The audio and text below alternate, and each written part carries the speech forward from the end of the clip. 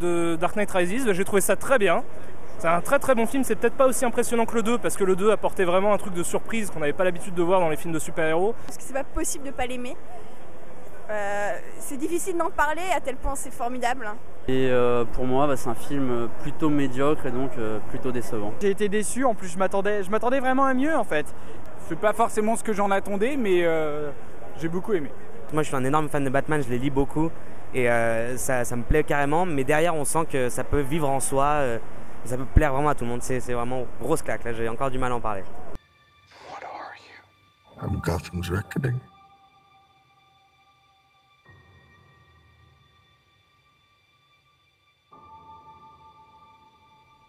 Je trouve que c'était bien de tout recentrer sur Gotham City parce que c'est quand même le personnage le plus important de Batman.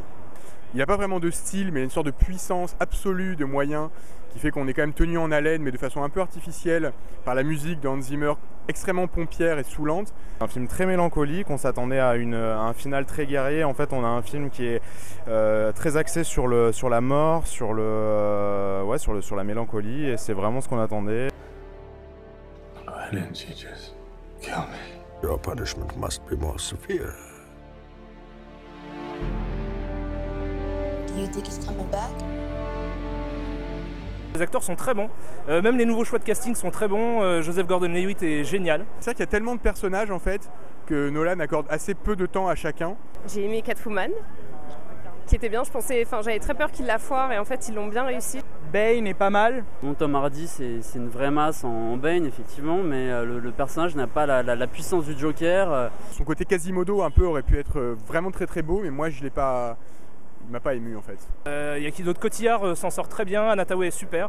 Même Joseph Gordon-Levitt, j'avais pas mal de doutes et puis finalement il remplit son rôle parfaitement et vraiment très bien.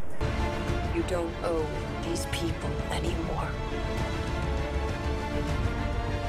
You've given them everything. Not everything. Not yet. On est à la fin d'une trilogie qui est une vraie trilogie. C'est-à-dire qu'il ouvre aucune porte, il les referme toutes et il les referme avec panache. Je le trouve très grand public, je pense que tout le monde peut aller le voir. Hein. Limite Dark Knight était plus dur des fois que celui-là. Aucune raison pour laquelle je déconseillerais ce film à n'importe qui, ça plaira à tout le monde. C'est une très bonne conclusion pour la trilogie.